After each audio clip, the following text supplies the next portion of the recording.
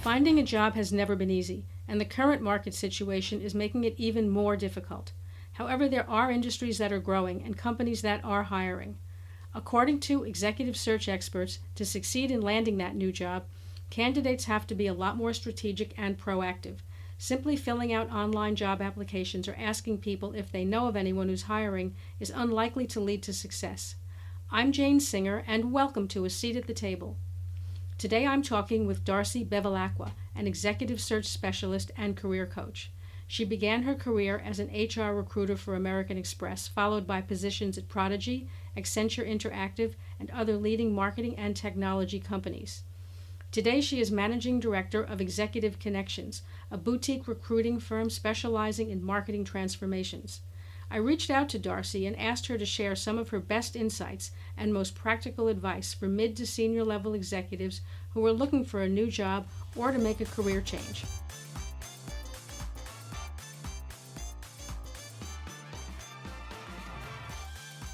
Darcy, thank you so much for joining us. I think, as we were talking about before, right now there's so many people who are looking for new career opportunities. And I think while everybody, if you're facing this challenge, finds it difficult, I think for people who are at a mid-tier or up, find it even more challenging just because there are fewer jobs at that level. So I'm really excited to hear what you have to share and what your experience has been helping people to find new positions. Actually, I think people who are in their mid and advanced careers still have lots and lots of opportunities. I know that when I talk to them every day, a lot of them feel, well, maybe my profession isn't growing so much anymore. But people who have a lot of experience managing other people and who've had career success in the past certainly still have a bright future. So my first advice to people would be, say, don't get discouraged. There's really a lot of good opportunities. And just because you're unemployed at the moment doesn't mean that things are going to stay that way. Oh, that's very good. First, you need to start thinking about it. May be that some of the opportunities you've worked on before, those are declining markets. So the first thing you want to ask yourself is, where is the next growth going to be in the job industry?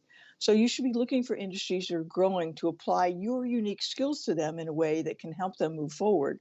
So the industries that we know are growing are things like healthcare, financial services, green energy, entertainment, building and construction, technology, online education, and transportation.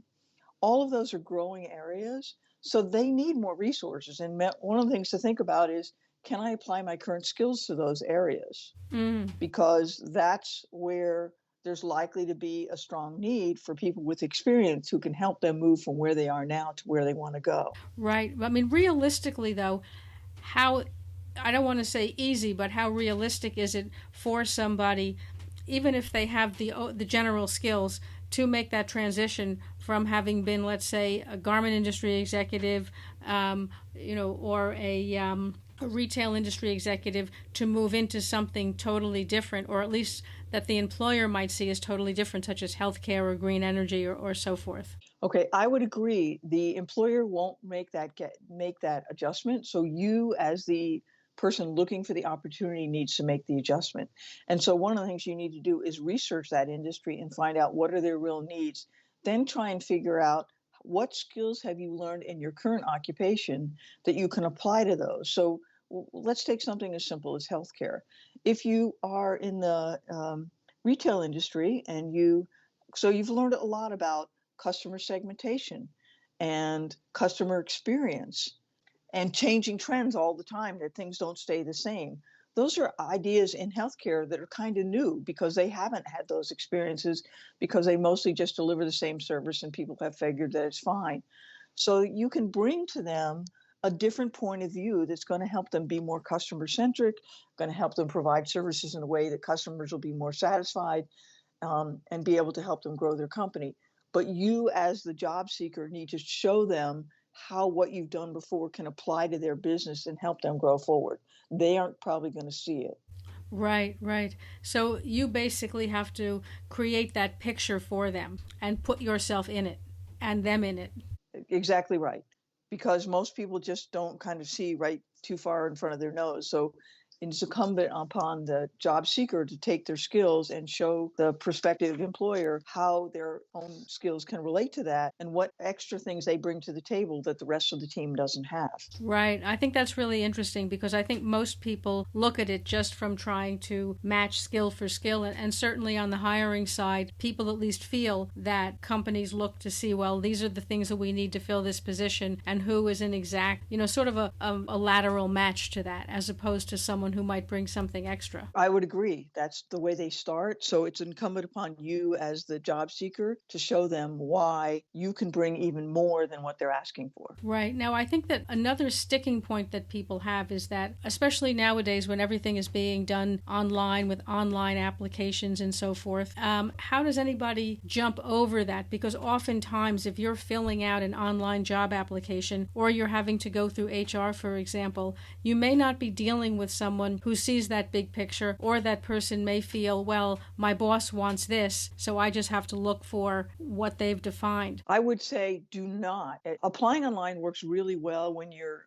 early in your career because they're looking just for a set of specific skills. Can you code in Java? Can you do this? Can you do that? But once you've reached middle management to senior management, it's not just about do you have the skills. You wouldn't have reached middle to senior management if you didn't have skills. But now it's a question of cultural style and values and fit. So it's much more complicated as you get to be more senior in terms of what's a good fit and what's not a good fit. And in general, it's a lot of the soft skills that people have as they get more mature that get to be more important. And those do not translate well online because when you're applying in an online job application, a computer is reading your resume. They're only reading keywords and they're counting them. And that is not a process where a senior executive gets well treated because the subtleties of what you have to offer cannot be shown in that kind of environment. So it's very important for you to go through what I consider a 5-step process and be sure that you're having personalized interactions with people, not just sending your resume in. Chances are, if you just send your resume into an online situation, you aren't going to be considered and you're going to be rejected. Right, right. So tell me a little bit about this 5-point system that you just mentioned. So I think there's 5 steps you need to go through for a successful career job hunt. And the first one is probably the most important and the hardest, which we call is the career assessment. And that's thinking about what are you good at? And if you don't know what you're good at, ask 5 friends to help describe you because they'll be able to tell you what you're really good at really quickly. Then you have to think about what is it I love to do? Because what you really love to do is what you're best at. And those where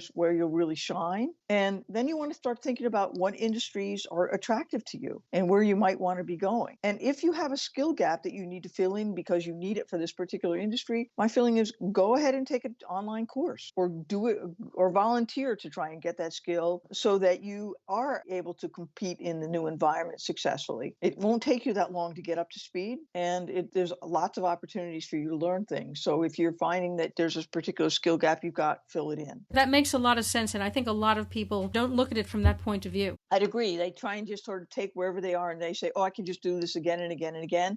You may not be able to do what you used to do the same way. Right. And there's nothing wrong with that because actually it'll be more fun for you to try to apply your skills to a new area. And you'll make so much more progress when you're the expert and other people have you're going to say things you thought everybody else knew and all of a sudden nobody knows them around you and you'll become sort of the resident expert and people will be thrilled at your contribution. Right, right. And you have to evolve. And I think that sometimes people get to a certain point in their career and they forget that you need to continue to evolve no matter how high up you get. That is very true. And you have to have the mindset of continuous involvement. At the current economy and the way things are going, there is no going back. The future is going to continuously look different than it does today. So you have to have the mindset is, I'm going to keep learning new things every day, all the time, because that is going to be your key to success. If you're not willing to keep learning and keep reinventing, no matter what job you end up in next, you're still going to end up being outdated because the world is going to continuously change. So part of that's a mindset, and you just have to keep doing it. Yeah, that makes a lot of sense. And I think that it's the kind of thing that, unfortunately, people don't think to do that before they're looking for a job. I mean, ideally, you're doing that throughout your career. Right. So even if you have a job now that you like, I think you should, for your own personal benefit, take at least one online course a year, at least one, and maybe even 2, so that you're learning new things all the time so that you can connect them. Other ways, obviously, to learn is go to your trade association meetings, learn from other people. You don't have to just take a class if that's not the way you learn best. Right. Or you can read a book, but make sure that you're constantly learning. Yeah, like you said, also get involved in things that where you can possibly gain hands-on experience doing, as you said, volunteer work or any kind of way to sort of get your hands in the clay. Exactly right. So once you kind of figure out where you want to go, that's step one, and what your objectives are and what skill gaps you've got. Then you need to start thinking about rewriting your resume, what's your elevator pitch, Mm. fixing your LinkedIn profile. And LinkedIn, most people don't think about LinkedIn, but LinkedIn is really, you need to think about keywords. What are the keywords that really describe where you want to go? Not where you've been, but where you want to go. Because when people are searching for others in there, they're searching on the basis of keywords. So think about it the same way you do a Google search. What are the keywords that people would use to describe the profession that you're looking to go into? Those are the words you should be using in your LinkedIn profile, and that's what you want to be highlighting. Yeah, that makes a lot of sense. And I think that's something that I never would have thought of that if you hadn't mentioned it. The other one thing I want to remind people is a resume is not your life history. Your resume is not your life history. It's not everything you've ever done. What you need to do is on your resume is a sales and marketing document. It's the highlights of what you want to show about your story that would make you attractive to this new role. So there are things that you did in the past 20 years ago that just aren't relevant because they're not where you're going or they're not really important. So when you're writing the resume, keep in mind that you're writing it as a marketing document to show the best side and your best skills for where you're going, not where you've been. That's very interesting because I think that most people feel that you need to include your entire history from when you graduated school all the way through whatever you're doing at the moment. And what you're saying is that a lot of that stuff probably doesn't need to be on there. That's true. And anything that was more than 20 years ago is so old that people really don't care about it. Right. So unless it was something particularly relevant to where you're going, I would say don't bother to put it in. Resumes also, when people are reading a resume, the top 1/3 is the most important. So spend all of your time and energy there. When you're reading resumes, you have a big stack and you don't have a lot of time. So you're trying to look for ways to get rid of people. And so what you want to do is if the top third doesn't catch your attention, you're not going to keep reading. All right. So where you want to spend, and so the top third should really look like I'm the person that's going to be right for this job. And so put your key accomplishments and objectives and skills and industry categories and all that stuff right up at the top, and be judicious about trying to keep it short and tight. Once you've gotten that far, your step 3 is kind of building your network, connecting and engaging with others. The way that middle and senior management people get their jobs is really through personal connections. So this is the time to connect with the alumni and your coworkers and the people you admire and other people that are going to help you find a job. One of my concerns about connecting is you have to give something to other people as well as get something in return. It's a two-way street. Right. So you have to be thinking that way when you're connecting. So when you connect with somebody else, the first thing you should do is ask about them and build a relationship. And building a relationship is not, I send you a LinkedIn connection and the other person says yes. It's a little more involved in that. You really have to have multiple conversations. You need to follow up. You need about thinking about building a relationship, not just a connection. Right. And those are different skills. Very different, yes. And one of the ways you help connect and engage is by willing to share what you have. And you can do that through writing. You can do that through speaking. You can do that through volunteering. So what skills you have to bring to the table that you can help other people with, you should be broadcasting so that you can share your skills with others as well. Yeah, I think that's important. And I think that unfortunately, people tend to be looking to cut to the chase. They want a job. They want to get there as fast as possible. I mean, I understand that. Of course, if you're out of work, I mean, that weighs so heavily on you that you just want to solve that problem. But, you know, I think the points that you're making are very important, that you need to give yourself a little bit longer timeline in order to build relationships and, like you say, be able to give something before you try to ask somebody, can you help me find a job, or do you know of somebody? Most people tend to just start with that. Right. Well, when you think about how many hours a day you spend working, it really is important to make the right decision. So you shouldn't rush to just take anything. You really should think it through because you're going to spend 40, 50, 60 hours a week doing whatever it is you're doing. And hopefully you're going to be doing it for a long time. So my feeling is take your time to think about it, because you don't want to jump into something that you haven't researched, you don't know whether you really like, and then 6 months later be looking for another job. Right, right. And, in the job hunting process, you may even decide that you're going to work for yourself or go to a startup. It doesn't need to be a big established firm, but you should need to do your thinking about it ahead of time so that all their energy can be directed toward things that are going to be helping you to get to your goal. Yeah, I think that's something that most people don't look at it from that perspective. Oftentimes the emotional side of either having been laid off or fired or for whatever reason you no longer have that job distracts people from sort of stepping back and saying, let me see this as an opportunity to perhaps get into something that may be more suitable. One of the things you need to have around you in connecting is you need to have like a group of friends, because the process is long and hard and there are days you're not going to feel good about yourself. That's why you should on a regular basis get together with friends, even if it's just online or via phone, so that you can support each other, because you're going to need that. It's a long, hard process, and it's really nice to have somebody who thinks you're wonderful say, "Oh, I'm so glad you called me. You just made my day," blah, blah, blah, and just make you both feel better. So make sure you keep your network around you of close friends, because you're going to need them through this process. They're going to need you, and you're going to need them. The fourth step in the process is called interviewing skills and negotiation of offers. And by then, what you're thinking about, I know everyone says, well, I don't need interviewing skills. I know what I'm doing. But you know what? Interviewing is a skill you need to practice. Chances are you haven't done an interview in a long time of this type. So my feeling is you actually need to practice interviewing a bit. So practice the questions about, why do you want to work here? What do you think you bring to the table? All of those kinds of things, just so you have clear and crisp and succinct answers. And, work with somebody else to practice, just like any other skill, and you'll get better at it. And I even say to people, you know what, you should interview for one or two jobs you don't want, so you can practice your interviewing skill. And if you blow it on that, you don't care, because you didn't really want the job anyway. Right. And so the other thing you want to do when you're interviewing, besides making sure that you've practiced a bit, is prepare a list of questions of things that you want to ask the company about, because they're interviewing you as well as you're interviewing them. It's not a one way. And you also should make sure that you've done your research on the company to understand what they're about and where their growth is going to come from.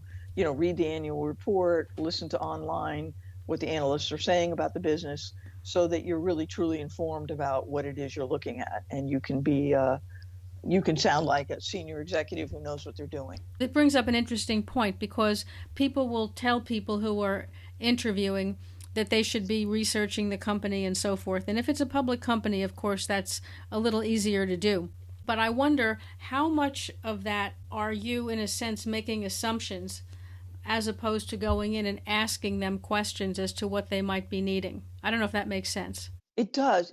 But the only reason for doing the research on the company is listening to the quarterly reports. Normally the CEO will tell you, here are our quarterly goals, here's our growth plans. So those should be company wide, and understanding what those goals are and how your skills fit into that will be important. Mm-hmm. So the reason for doing that is just to get a global sense of where's the company's growth strategy and where they and because you're going to be part of that. Right. And if it's not a public company, you certainly, you can go to Glassdoor and things like that. The other thing that I would strongly recommend is go to LinkedIn, find people who used to work at that company, and go interview them. Send a quick note that says, gee, I'm interviewing at the company. I'd really like to understand your perspective of what you felt when you worked there and why you left. And you'd be surprised how people will be happy to talk to you and tell you their opinion. Wow, that's very good. I hadn't really thought about that. But that's the easiest way to find out what's really going on there, especially if it's a private company and it's hard to get information from a public point of view. Wow, interesting. Then when you negotiate your offers, there's lots of different things you can negotiate. So you get a base. Most people will pay a base salary. They'll pay some kind of bonus. There may be some equity or long-term incentives. There's benefits. There's vacation. There's working from home versus working from the office. So you should put together a list of the things that are most important to you before you start negotiating, so you know what you want to ask for and what you're willing to do. And then when you get into the process, start your negotiation, and be sure, because you have to negotiate before you've started. Once you've started, those things are locked and loaded. It's very difficult to change them. Yeah, that's true. And you need to be a little flexible, because some companies have, very rigid benefits and everybody has to get the same.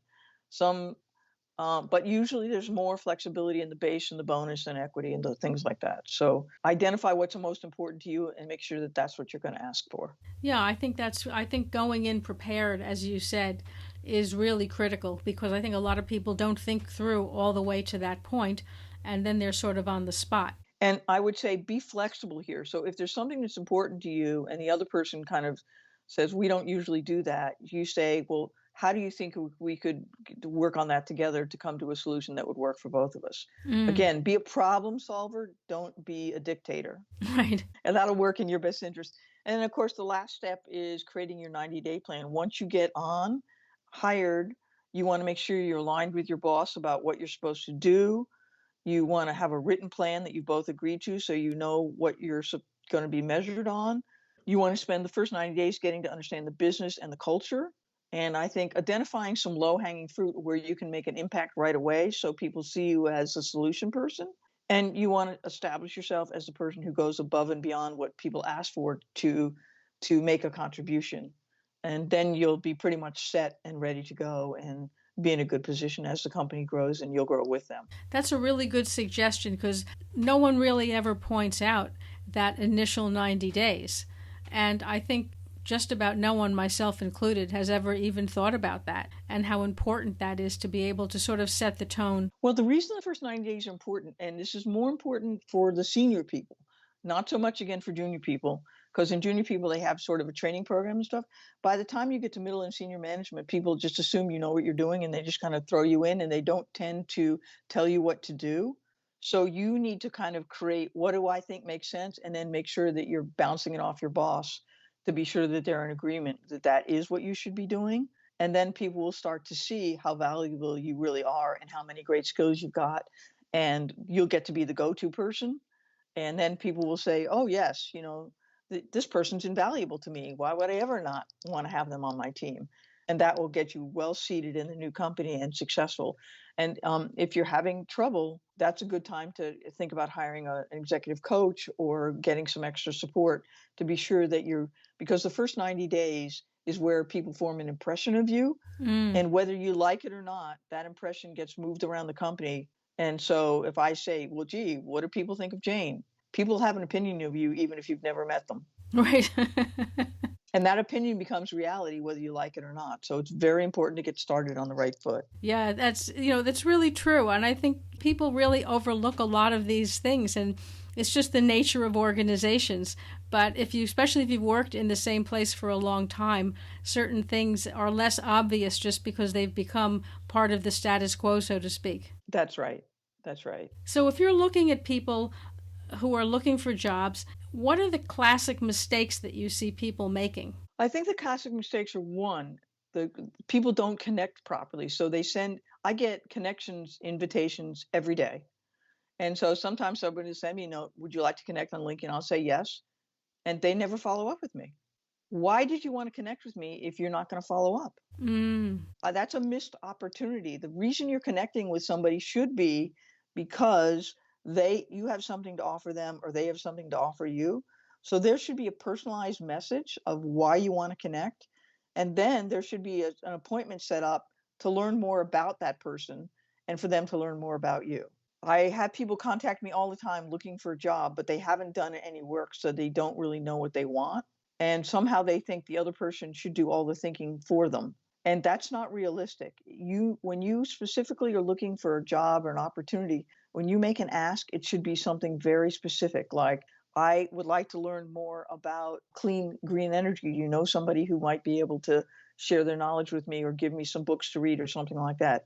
Don't make the person that you're connecting with do the heavy lifting. You should be doing it before you get there. I think that's a really interesting point. And I think, in some cases, I think people might be intimidated. Had you not pointed it out, you'd sort of think, well, maybe I shouldn't be pushy or shouldn't be so forward. But I think you're right in terms of you need to, in a nice way, state what it is you're looking for. Right. And all you're doing is asking for help. I'd like to learn more about this. Do you have a suggestion for how I could do that? No one is going to feel badly about, and if they don't know the answer, they'll say, I don't know, but you know what? I'm going to introduce you to such and such who can help you with that. Right. Most people want to help you, but the help has to be something where they know how to take action. A lot of people say to me, well, hey, if you find anybody who's looking for somebody like me, let me know. That's way too vague. Yes, I think you're right. I get a lot of those emails and LinkedIn outreaches and so forth. And it's true, you do want to help the person, but it's sort of like you say, it's a very vague ask. Another common mistake is, and the person is depressed and negative, and I realize that job hunting is difficult and that you can get depressed and negative. So it's incumbent upon you to think about trying to be more positive. If you need to meditate, if you need to exercise, if you need to do a gratitude journal, whatever it's going to take, you should be working on it, because the people who are trying to help you are helping you most of the time for free. Right. I help, I would say, at least 10 or 20 people every week for free. I do not want to sit and listen to them complain. Mm. I'm giving them my time to help them. So, where possible, and I know it's hard, try to have a more positive attitude. You'll get a whole lot further. And it's incumbent upon you to think about trying to get yourself in a better mood by really doing meditation, doing exercise, having a gratitude journal, whatever it's going to take that works for you to put you in the right frame of mind. I think that's really important, and I think that comes through in the way you present yourself.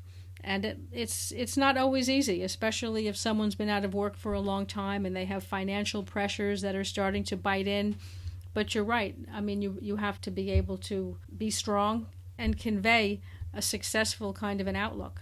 That's right. So another common mistake I find is people want me to rewrite their resumes all the time. Oh, The only person who can really write your story is you, because you know your story and you know it best. And I can obviously help people edit it and fine tune it and put the right words in it, but the primary writer needs to be you. And when I get resumes that are written by like a resume writer, they're terrible, because they don't really reflect the individuality of that person and what their real skills are. So especially the more senior you get, because resume writers are probably good at very junior people, but they're not good at very senior. So you need to spend your time and energy thinking about who you are and what you want to present and where you want to go. Then other people can help you edit it and fine tune it and take it from, maybe a B level because the way you've written it, to an A. But you're the one that you should really rewrite your own resume and your own LinkedIn profile, and don't let anybody else do all of it for you, because you'll end up not representing you very well. I think that's an interesting point, and I think it's tempting for people who are not writers by nature to want to feel that someone else could do it better. But you're right, it doesn't really reflect you as a person. And you can get a writer to help you once you've written it to improve it, but you still need to put the basics in yourself. I think the other mistake is there isn't any going back. You have to go forward. So there is no standing still. Mm. You're not going back to the job you used to have. That's not realistic. You should be spending time thinking about new trends and how to get yourself ready to participate in this new normal. So think about what the future is going to look like. Think about if you need any new skills. Think about how you're going to get those skills, and don't opine about the past. Right. Move forward. Yeah, it's true, And that's right? hard. It's very hard, especially for people who've been in the same job or the same job in multiple companies for a long time. But you're right. There is no going backwards. Time moves forward. So it's useless to think about the past. The other thing that's a common mistake I want to say is be flexible and keep an open mind. And by that, I mean things like, if you're going to be a career switcher and completely switch, you might need to take a small pay cut. You might need to do consulting as opposed to be getting hired full time, because, for instance, I placed somebody recently as a consultant. They'll get hired at the end of this calendar year, so they'll be a consultant for about 90 days. Right. Because the client has a hiring freeze. So my feeling is, if you want to start something new, you need to be a little more flexible about how you're going to get there. And as long as it's meeting most of the criteria that you've established for what you want, I'd say take it and be flexible. You can think about starting your own business. You can buy a franchise. You can go work for a big company. There's lots of ways to go get there, but you need to be a little more flexible, and there's not just one path to success for everybody. Yeah, I think that's true more than ever before nowadays, even for very young people. That's right. So those are the most common mistakes that I see every day from people. So, just one more question, and that is, I think a lot of people are looking to understand what's a realistic timeline to find a new job, and I guess that varies with person, with industry. but would you, from your experience, have any, sort of benchmarks? I would say minimum of 3 months, probably maximum of 9. So, the middle of that 6 months, you should be prepared to find, quote, almost 6 months for your ideal job. Now, I have found, I had a person who came to me. They'd been unemployed for 12 months. They were obviously depressed, almost getting a divorce, and I was able to get them into the right job in less than 3 months. Wow. And they are considered so valuable that in COVID, when they had a downturn, they kept them. So, but they'd done their homework and they were willing to really work hard. Well, yeah, exactly. And I mean, I think that any time out of work seems like an eternity. Right. And, I would say the way to keep yourself engaged during those times is, again, look for one thing that you can do now that to help other people and to make yourself feel good about yourself. That can be volunteering. That can be working for a nonprofit. That can be working at a shelter. It can be working at your trade association to help them do something that you know how to do that would be valuable. So you're doing something on a regular basis where you're feeling a personal sense of accomplishment and Right. feeling better about yourself. And that's going to be helpful to you in the job process because it'll help you come across as more positive and more of a solution type person who gets things done. The more you sit at home kind of worrying, the less engaged you are, the harder it's going to be for you to find the right opportunity. Yeah, that's very true. And I think that that's a huge mistake people make. And like you said, people get depressed, and then that sort of spirals downward to not wanting to move forward to do anything else. Right. So, join online communities like Bold Minds, join, wherever you feel like you can make a contribution. And I would say be bold, try a few things. Some of the things that you'll try online, seminars or groups or just friends getting together, you'll like, and some you won't like. If you don't like it, you don't have to stay. But my feeling would be promise yourself to try something new every week so that you're exposing yourself to new ideas and new concepts and new people as on a regular basis, because that's what's going to help you expand your network and find your next opportunity. Well, Darcy, thank you so much. You've really had such practical advice. I think you've really sort of pulled the whole big picture together, as well as giving people something a little more granular that's actionable. If you don't mind, we'll share your contact for your company in the show notes. I think that this has really been so valuable. Many, many thanks. Thank you, and good luck to everybody who's looking. Yeah, thank you, Darcy. If you found this podcast episode useful, please subscribe to the channel so that you'll never miss an episode. And speaking of new episodes, next week I'm speaking with Daniel Krasenstein, who will share some insider insights about sourcing in India. And then Jenny Bai, founder of Mingyan, will be talking about how she is working with Western celebrities to help them build their personal brands in China. And if you haven't listened to our previous episodes, check out the playlist, where you'll find leading professionals discussing direct-to-consumer brands, a new look at Bangladesh, why retail is in the state it's in, an upcoming blockbuster movie with a lot of merchandise opportunities, and much more. And if you're looking for an easier way to keep up to date on sourcing shifts, new technologies, supply chain strategies, emerging markets, and of course e-commerce, head on over to our website, insidefashionlive.net. and consider subscribing to our weekly newsletters. You'll also find all of our contact information there. Please feel free to contact us with any ideas, suggestions, or questions. That's insidefashionlive.net.